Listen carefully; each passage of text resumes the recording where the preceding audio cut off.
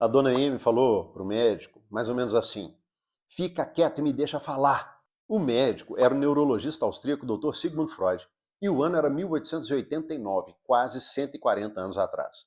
Sabe o que o Dr. Freud fez? Se calou e deixou a dona Amy falar. E foi assim que nasceu a associação livre, que é uma regra fundamental da psicanálise. E se você tem alguma dúvida sobre a eficácia da psicanálise, fica aqui comigo.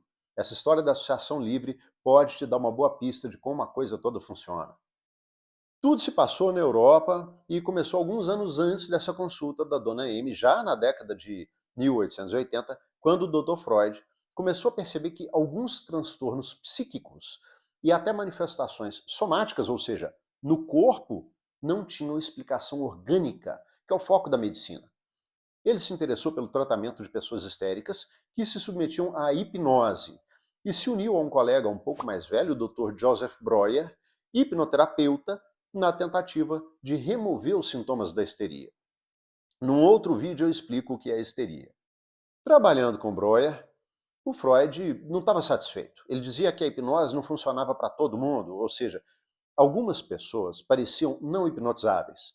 Outras pareciam curadas pela hipnose, mas tinham recaídas depois de algum tempo. É assim mesmo. Não existe um método psicoterapêutico ao qual todos os pacientes se adaptam. Então, enfim, Freud estava incomodado, ele acreditava na possibilidade de encontrar um método mais eficaz para tratar daquelas pessoas histéricas da época. Foi então que a senhora Amy, uma de suas pacientes, irritada com as suas perguntas e os exercícios da hipnose, pediu que ele ficasse quieto, porque ela precisava falar sobre as suas frustrações e angústias. Ela sentia que falar ajudava a entender melhor as próprias dores e encontrar respostas para as causas. Freud, que era essencialmente um grande pesquisador, decidiu ouvir a senhora Amy e ela falou à vontade. No final das sessões, ela começou a relatar uma sensível melhora psíquica e, com o tempo, Freud percebeu que associar livremente, foi como ele chamou a prática, tinha um efeito terapêutico consistente. E foi assim que nasceu o primeiro método psicoterapêutico estruturado da história. E essa coisa de primeiro método psicoterapêutico não sou eu que estou tirando da minha cabeça, não. Está escrito nesse livrão do Cordioli e do Grevet, intitulado Psicoterapias, Abordagens Atuais, que em sua quarta edição contou com a colaboração de mais de uma centena de médicos, psiquiatras, psicólogos e outros profissionais da saúde. A psicanálise é tida como o primeiro método psicoterapêutico estruturado porque, até então, os médicos faziam diferentes intervenções na tentativa de estudar os sintomas e curar os seus pacientes. A medicina buscava respostas orgânicas. A psicologia científica tinha mais ênfase em levantar dados. Esse também é um tema para um outro vídeo. Mas o Freud criou a psicoterapia com o setting analítico, com analista e pacientes sentados, o psicoterapeuta atento à fala do cliente e, acima de tudo, naquilo que não estava evidente, na subjetividade do sujeito. Mais tarde, o Freud acrescentou o divã ao setting analítico.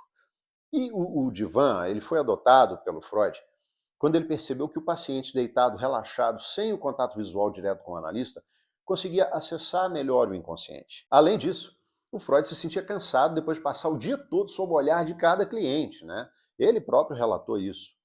Enfim, a senhora Amy contribuiu para encontrar esse método que chamamos hoje de cura pela fala. Esse termo, aliás, cura pela fala, ou talking cure, foi cunhado por outra paciente do Dr. Breuer, chamada Anna O. Essa também é uma história interessante. Anos depois de publicados relatos do caso, estudiosos constataram que houve interpretações e até intervenções errôneas no atendimento que Freud prestou a Anna O. Mesmo assim, a obra publicada por Freud e Breuer em 1895 já, intitulada Estudos sobre a Histeria, que conta a história de Anna O, é considerada por muitos o marco inaugural da psicanálise. E para terminar esse vídeo, é importante dizer que a psicanálise foi sendo aprimorada ano a ano, década após década, por mais de um século, e hoje, segundo o Cordioli e Grevet, a psicanálise é considerada eficaz no desenvolvimento psíquico e no tratamento de diversos transtornos.